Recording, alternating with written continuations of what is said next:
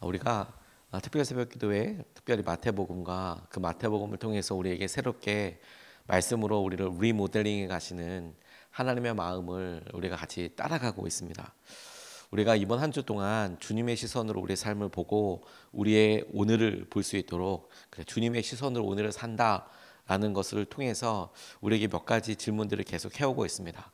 그 처음서부터 팔복을 보니 하늘나라의 기준과 우리나라의 기준이 전혀 다르구나. 그리고 우리가 우리의 기준으로 보고 있는 한 하나님께서 예수님을 통하여 선포하신 하나님 나라의 복이다라고 이야기한 것들은 아주 요원하고 느껴지지 못하는 그런 열매들이 되겠구나. 우리가 주님께서 말씀하시는 대로 마음이 가난하고 의에 줄이고 핍박받는 사람들, 또 우리의 마음속에 여러 가지 있는 자비 이런 것들을 주님의 기준대로 살아가게 되면 오히려 거꾸로 지금이 박해받고 어려운 상황이 아니라 우리가 능력이 없는 것이 아니라 주님의 말씀과 열매가 맺어지는 순간이고 주님의 능력을 경험하고 있는 순간이구나. 그리고 그것을 다르다라는 기준을 우리가 기본적으로 갖고 그리고 주님께서 이어서 하시는 말씀들을 살펴보고 있습니다. 오늘 말씀도 간음해야 되냐 말아야 되냐 당연히 안 해야 되죠. 근데 그것을 그냥 간음 자체에 대한 어떤 주제로 본다면 그리고 어떤 이혼에 대한 주제로 본다면 깨달아질 수 있는 영역들도 있지만 이 말씀이 어떻게 이어지고 있습니까? 지금 너희들이 율법을 온전히 잘 지켜야 한다. 주님께서 완전한 기준이 다르다라고 이야기하신 다음에 율법의 1.1획도 없어지지 않는다. 그 말씀과 함께 빛과 소금 이야기도 하시고 너희들이 빛이야, 너희들이 소금이야, 너희들은 달라. 이 시대에 이런 마음을 가지고 모여있고 기도하는 것만으로도 달라. 너희들이 소금이야, 너희들이 빛이야 이렇게 말씀하신 주님이 살인하지 말아라 그리고 간음하지 말아라 라고 이야기하는 갑자기 이런 조목들이 왜 나올까 생각해 보면 앞서 이야기했던 대로 율법을 지켜. 근데 그 율법보다 마음이 훨씬 더 있는 거야, 중요한 거야. 이 부분의 연장선으로 말씀하고 계신다고 싶어요. 그리고 어저께도 같이 말씀을 나눴지만 율법이 커버하고 있는 혹은 우리에게 율법이 당위하고 있는 우리에게 지키라고 이야기하는 것보다 사랑의 법이 훨씬 더 좁고 더 요구하는 수준이 높습니다. 그게 무슨 말이냐면 오늘 말씀으로도 우리가 확연한 차이를 보게 되겠지만 성경에 몇백 가지 조항이 있고 또 이스라엘 사람들이 갖고 있었던 여러 전례들, 전통들이 있어서 그걸 잘 지키는 것 중요하지만 그런데 그렇게 후에 때 계속 생긴 것 그걸 어떻게 지키는 것보다 하나님께서 말씀하신 것에 대한 근본 이유와 핵심을 살펴보면 이것에 파생되는 허례와 허식들 그게 중요한 게 아니라 율법의 핵심을 너는 기억하고 있느냐. 왜냐하면 여러분 우리가 사랑 때문에 모든 것을 할 수도 있고 모든 것을 하지 않을 수도 있거든요. 사랑 때문에 모든 것을 할 수 있고 모든 것을 하지 않을 수도 있거든요. 특별히 우리의 연약함, 우리의 죄에 대해서 사랑의 힘은 율법을 내가 지켜나가야지 이런 수준이 아니라 그래 나 이렇게 연약해. 율법만 안 지키면 어기지 않으면 되지 뭐.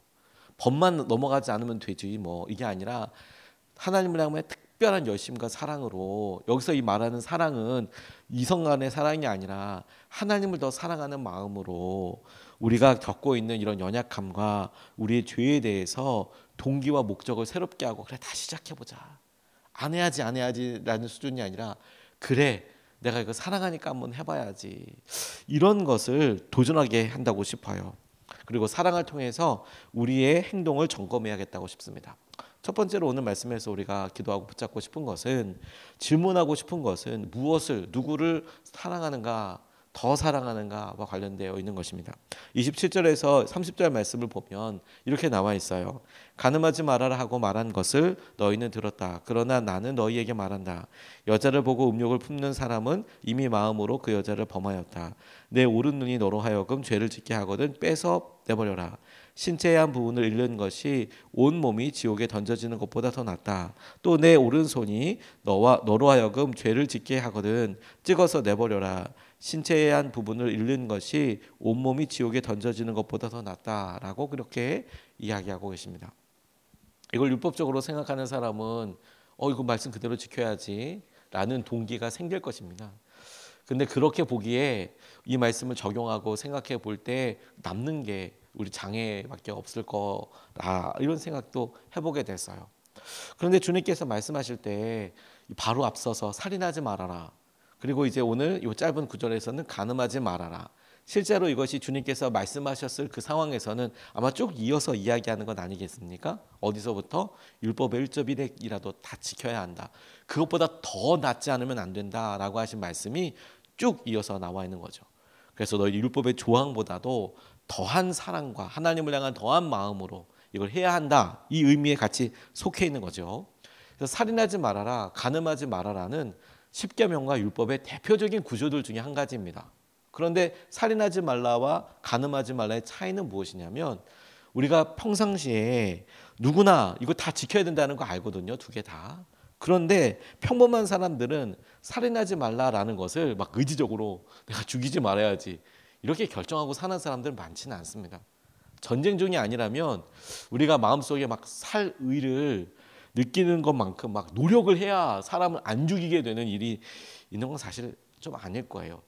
아무리 사람이 악하다라고 이야기해도 우리 주위에 살인마들이 드글드글 걸어다니는 것은 아니거든요. 물론 마음속에 너무 밉다 저 사람 보면 이런 생각이 들지만 너무 밉다고 해서 그걸 함부로 표현하는 사람들이 많지는 않아요. 하지만 간음은 어떻습니까, 여러분? 간음하지 말라는 우리 삶에서 은연중에 만날 수도 있고 조심해야 할 대표적인 죄의 유혹들 중에 하나이지 않습니까? 그리고 오늘 성경에 쓰여져 있으니 말씀대로 무조건 그대로라고 이야기한다면 잘라야 되잖아요. 혹은 눈 없애야 되잖아요. 그러면 일생에 남자들이나 여자들이나 2번 이상 어떤 생각과 간음의 어떤 생각과 마음이 스쳐 지나가는 생각이라도 하지 않았을 가능성이 있는 사람은 저는 없다고 생각합니다. 없다고 생각합니다. 살인에 대한 뭐 이런 것보다도 간음에 대해서 오늘 말씀을 그래 율법의 조항으로서의 말씀을 받아들인다면 눈 빼는 게 나아. 그런 생각이 들었을 때 하나 뽑고 그다음 뽑고 생각만 해도 너무 끔찍한 상황이잖아요. 그러니까 이걸 다 지킬 수 있는 겁니까? 지킬 수 없죠. 말씀 그대로. 그러니까 생각해 보게 되는 거예요. 이걸 율법적인 관점에서 이걸 해야 돼 말아야 돼라는 것이 볼 때 이렇게는 할 수 없죠. 하지만 왜 그렇게 하라고 하는지는 알죠. 왜 그렇게 하라고 하시는 겁니까? 그게 죄니까. 그리고 네가 율법적으로 그렇게 다가가는 것보다 훨씬 더 그걸 안 하기 때문에 넘어가는 게 아니라 그런 기준으로 한다면 하나님의 기준, 사랑의 기준으로 그것을 하나님께서 어떻게 생각하시는지에 대해서 보고 행동해야 돼. 여기에 주님께서 말씀하신 것대로 율법으로서 사는 것으로 만족하지 말고 주님께서 이것을 어떻게 보시는지에 대해서 주님을 사랑하는 마음으로 해보아라 라는 말이 적용되지 않으면 이 말씀은 대표적으로 우리에게 좀 너무 과격하다고 생각되는 말씀처럼 느껴져요. 하지만 우리가 이 말씀을 보고 그렇구나. 죄가 이렇게 무서운 거구나. 그리고 이 죄 때문에 주님께서 우리를 위해서 돌아가신 거구나. 죽으신 거구나. 이걸 생각해 보면 우리가 무엇과 정확하게 싸워야 하고 어떤 마음이어야 하는지를 다시 되살릴 수 있는 것이죠. 그리고 이게 우리 삶의 새로운 도전이 되는 것입니다. 실제로 간음을 하지 않고 뭐 살인도 하지 않고 그렇더라도 여전히 우리가 살의 미워한 잔혹함, 잔인함 이런 것들에 대한 마음을 내려놓고 유혹 이런 것들에 대한 마음을 내려놓을 때 나는 넘어갈 수 있어. 난 항상 이겨왔으니까가 아니라 이게 눈과 우리의 어떤 신체의 훼손까지 해서라도 내가 이것을 넘어야만 하는 중요한 국면으로 하나님께서 생각하시는 거구나. 이게 중요한 것 아니겠습니까? 그리고 저는 이것의 해답이 우리가 무엇을 더 사랑하느냐와 관련되어 있다고 싶어요. 무엇을. 하다못해 우리가 율법의 조항만 지켜야지 이것도 주님이 말씀하시는 거 율법의 조항이지 라고 하는 것이 그렇게 하려고 하는 것이 참 안타까운 일이 이렇게 나쁘다라고만 얘기할 수 없을 좀 쓰여져 있으니까. 하지만 우리가 그걸 보고 다 마음속으로 기쁘게 동의가 되지 않잖아요. 하지만 그 마음의 간절함을 우리가 너무 알잖아요. 저 사람이 저런 마음이었겠구나. 그건 너무 잘 알지만 그래도 말씀의 진위와 상황들을 보고 나면 저는 우리에게 이렇게 말씀하시는 거라고 싶어요. 너 죄와 유혹과 여러 상황들이 있을 때 명심해. 누구를 더 사랑하는 건지, 누구를 더 사랑해야 되는지, 무엇을 더 사랑해야 하는지. 그래야 넘어갈 수 있어. 이거 무엇을 더 넘어가야 하는지. 다니엘 김 선교사님이 이전에 이렇게 설교하실 때 이런 이야기 하시더라고요. 그러니까 웨스트 포인트 육군 사관학교 다닐 때 같이 친한 친구 한 명이 어느 날 이제 삶이 미국 청년들 중에서 아주 바른 청년들도 있지만 또 일반적인 청년들 같은 경우엔 굉장히 방탕하게 사는 청년들도 있습니다. 그게 어떤 문화인 경우들도 있는 거죠. 젊었을 때에. 그런데 이 남자가 술도 많이 먹고 그러다 보니까 이성관계도 복잡하고 이러는데 어느 날 밤에 찾아와서 이야기를 하더래요. 너무 큰일 났다고. 그래서 이제 상담할 거 있다고 나가서 이렇게 했는데 겨울이었고 시카고가 굉장히 춥거든요. 밤에 겨울에 엄청 추워요. 눈도 엄청 많이 오고요. 그런데 그래서 막 추운데 데려가서 얘기했던 게 뭐냐면 자기가 좋아하는 너무 아름다운 여성을 만났다는 거예요. 그게 밤에 새벽에 나와가지고 이야기할 거리냐 너. 들어가려고 하는데 근데 큰일 났다. 내가 내 모습을 보니까 내가 너무 형편없는 삶을 살고 내가 이런데 내가 이런 중독과도 같이 느껴지는 여러 이성과 관련된 여러 이런 문란한 삶을 살고 있었는데 이 내가 사귈 수 있을까? 그 말엔 대답을 못 해주겠더래요. 그래서 이제 존경하던 이제 목사님 찾아가서 둘이 같이 가서 이렇게 이야기를 하는데 그 교수님이 이렇게 이야기하시더래요. 가만히 웃으시더니 그걸 끊어내려고 하지 말고 그 여성을 더 많이 사랑해 주라고. 더 많이 사랑해 주라고. 죄와 이기려고 싸우려고 하지 말고 더 많이 사랑해 주라고. 그러면 더 나을 거라고. 처음에는 무슨 말인지 몰랐는데 자기가 지금까지 살았던 일들을 끊어내려고 하니 참 쉽지 않겠습니까? 근데 자기가 본 그 이성을 내가 사랑한다고 보니까 사랑하니까 그래. 내가 사랑하니까 사랑의 힘으로 술도 자제하게 되고 끊어지게 되고 이성관계도 다 쳐내게 되고 사랑한다고 생각하니까 하나씩 이길 수 있는 힘이 되더라라는 거예요. 유혹과 간음에 대해서 이야기할 때 주님이 이거 어떤 눈으로 보고 계시는가를 봤잖아요. 그래, 그러니까 주님 말씀이 그러니까 나는 그대로 해야 돼. 눈 하나, 팔 하나 이게 아니라 주님의 시선으로 오늘을 이렇게 보니 주님이 죄에 대해서 이렇게 생각하고 있구나. 이렇게 생각하고 계시는 거구나. 나는 죄에 대해서 내가 이길 수 있다고 장담하고 있고 나는 괜찮다고 생각하는데 주님은 이런 시선으로 보고 계시는구나. 그리고 이런 것들의 열매가 되는 죄의 열매들에 대해서 주님께서 그 죄에서 구원하시기 위해서 우리를 위하여 십자가를 지셨구나. 그럼 우리에게 주어지는 선택은 뭐냐면 그래서 내 죄를 쳐내. 이것도 중요한 기준이지만 우리를 위해서 죽으신 주님을 더 사랑해. 이게 우리 삶의 분명한 목적이 될 거라는 거예요. 주님을 사랑하는 힘으로 죄를 이기나. 두 번째, 죄와 자기 소욕의 이유를 찾지 말아라. 변명하지 말아라. 좀 더 쉽게 얘기하면 핑계대지 말아라. 이런 내용이라고 저는 붙잡았습니다. 31절 32절 말씀에 보면 이렇게 나와 있습니다. 누구든지 아내를 버리려는 사람은 그에게 이혼 증서를 써주어라 하고 말하였다. 그러나 나는 너희에게 말한다. 음행을 한 경우를 제외하고 아내를 버리는 사람은 그 여자를 간음하게 하는 것이요 또 버림받은 여자와 결혼하는 사람은 누구든지 간음하는 것이다 라고 이렇게 말씀하셨습니다. 이 이야기를 가지고 현대의 윤리적인 관점으로 함부로 재단하는 것, 성경에 쓰여 있으니까 이혼은 이렇게 해야 돼. 여기에는 굉장히 이렇게 적용하기에는 굉장히 글이 작아요. 그러니까 짧아요. 작다는 게 아니라 글이 짧아요.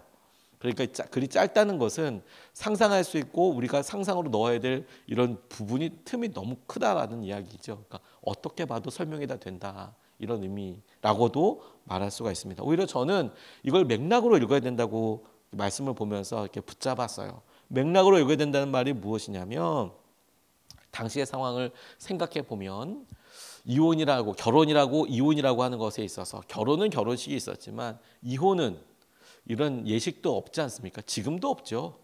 그런데 그 예식이라고 이렇게 있었을 때 당시의 사회적인 구조나 문화적인 형편들을 보면 당시의 사회적인 취약계층이라고 할 수밖에 없는 여성 혹은 노인, 어린이들은 당연히 어떤 종속될 수밖에 없는 구조일 수밖에 없었고 당시에 권력과 돈을 갖고 있었던 사람들이 남성이겠죠. 젊은 사람들.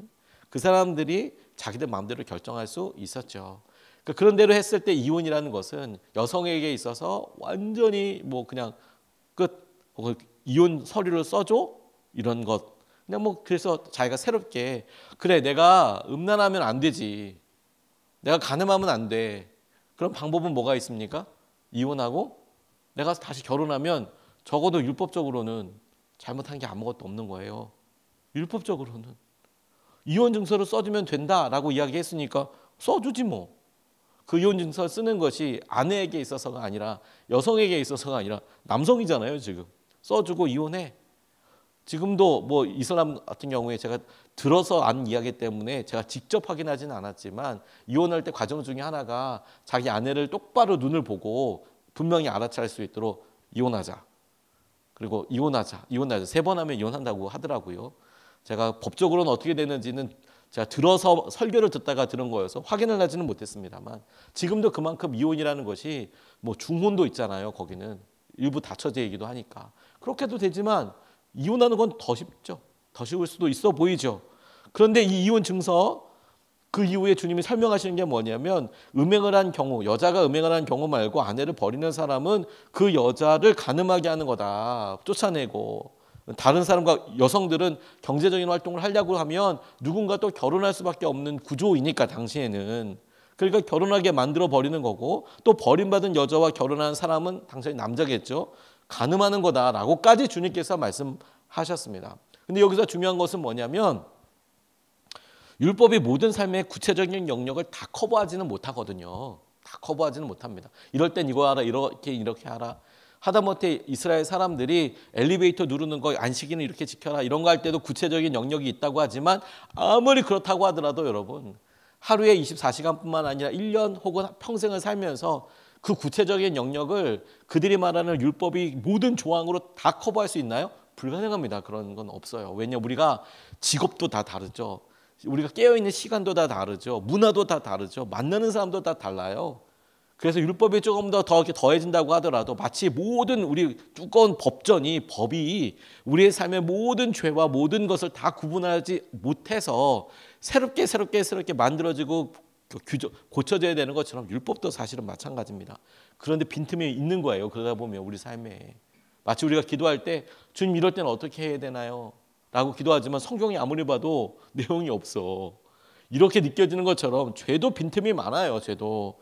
그래서 자기의 욕심과 연약함을 합리화하는 근거로도 사용됩니다. 앞서 말씀드린 대로 그래 내가 마음속에 마음에 드는 여성을 만났어요. 혹은 이성을 만났어요. 이혼해. 그리고 결혼하지 뭐. 그러면 율법적으로 아무 문제도 아니고 사회적으로도 아무 문제가 아니에요. 근데 성경은 지금 뭘 얘기하고 있습니까? 주님은 지금 뭘 얘기하고 계십니까? 그 마음의 동의와 그 마음의 생각에 대해서 지적하고 계시잖아요. 너 말씀에 그렇게 있다고 해서 죄와 자기 소욕의 변명거리를 찾지 마. 그게 율법의 범주 안에 있는 게 아니라 너 그렇게 해서 안주하면 안 돼. 하나님께서 말씀하신 사랑의 동기, 사랑의 법이 더 중요해. 하나님께서 말씀하시는 거. 율법적으로는 아무 죄가 없지. 그리고 그게 우리의 실상이기도 하다는 거예요. 우리가 실제로 믿음 생활을 오래 하고 살다 보면 율법적으로 성경적으로 얼마든지 다 법리를 넘어가지 않는 것들이 뭐 대부분이죠. 뭐 우리가 언제 뭐 살인하고 삽니까? 우리가 막 그냥 밥 먹듯이 간음하고 삽니까? 그거 아니죠. 하지만 마음속에 들은 거나 생각이나 이런 데 보면 그래 내가 이 법조항을 지키고 있으니까 난 지금 괜찮아 생각하기에 우리도 모르게 다른 사람을 내가 잔혹함과 혹은 다른 사람의 순간적으로 에이 어떻게 해 이렇게 말로 훅 나오는 걸 보면 혹은 우리가 이성을 볼 때나 혹은 어떤 상황을 볼 때 우리 마음에 드는 걸 보면 우리 마음속에 죄의 본성은 그대로 살아있는 경우들이 있는 거죠. 죄는 하나님 앞에서 불순종의 이유를 찾고 멀어지게 합니다. 여러분 기억하십시오. 다윗은 어리석어서 밧세바를 얻은 게 아닙니다. 솔로몬은 멍청했기 때문에 여러 아내를 준 게 아니에요. 다윗은 어리석어서 밧세바를 얻은 게 아니라 그냥 유혹이 한 방에 넘어간 거예요. 솔로몬은 멍청이기 때문에 여러 아내를 준 게 아니고 이유가 다 있었어요. 안타까움이 다 있었어요. 그런데 그렇게 무너졌어요. 그래도 된다고 생각한 거예요. 그래도 된다고. 그래서 한 방에 무너지게 된 거예요. 짐 베이커라는 목사님이 유명한 설교가였는데 미국에서 이분이 사람들한테 영향력도 주고 TV에 나와서 막 이렇게 하던 분인데 그분이 다 드러났어요. 뭐 형편없는 사람이었던 게 다 드러났습니다. 그래서 어느 분이 인터뷰하러 가셨어요. 하나님을 향해서 사랑이 언제 식었냐 물어봤더니 자기는 한 번도 하나님을 향한 사랑이 식어본 적이 없었대요. 죄를 그렇게 오랫동안 지었으면서 간음도 하고 돈도 그렇게 많이 했으면서 자기는 하나님을 한 번도 안 사랑한 적이 없었대요. 그런데 어느 순간부터 하나님이 두렵지 않더래요. 아, 이거였구나. 하나님을 사랑하되 그래, 그 마음속에 하나님이 보시는 시선과 마음으로 죄에서 구원하신 주님이시지. 근데 우리와 상관없는 여러 일들처럼 보이는 우리의 죄, 그 일 때문에 주님은 십자가에서 돌아가시기까지 해야 한다고? 그만큼이었다고? 그게 주님의 마음이죠. 우리가 진정한 사랑을 하는 오히려 기회로, 주님을 더 사랑하는 기회로 삼으면 좋겠습니다. 그리고 여러분, 이것이 우리에게 더 큰 은혜도 있어요. 요한일서 4장 7절 말씀에 보면 사랑하는 여러분, 서로 사랑합시다. 사랑은 하나님에게서 난 것입니다. 사랑하는 사람은 다 하나님에게서 났고 하나님을 압니다. 하나님을 압니다. 하나님을 압니다. 사랑하는 사람은. 저는 그렇구나. 우리가 이 말씀을 그냥 내가 율법 조항을 잘 지키지가 아니라 하나님을 사랑하는 마음에서 하나님이 오늘 보다 보니 내가 한번 넘어가 봐야지라고 생각하는 그 일을 통해 이게 뭔 소용이 있어가 아니라 하나님을 알게 되겠구나. 하나님을 알게 되겠구나. 더 많이. 그게 오늘 우리가 살면서 하나님의 은혜와 마음을 누리는 복된 축복과 은혜가 되게 하여 주실 줄로 믿습니다. 오늘 두 가지 말씀 같이 나눴습니다. 무엇을 더 사랑하느냐, 두 번째, 죄와 자기 소욕의 변명거리, 이유를 찾지 마라 말씀에서 하나님 말씀하신 것대로 더 사랑하는 마음으로, 그러나 하나님을 두려워하는 마음으로 말씀을 살자. 이것을 붙잡고 오늘도 3번 기도하고 싶습니다. 2번은 말씀 본문을 붙잡고, 1번은 오늘 나라를 위해서 우리가 같이 기도하고 싶습니다.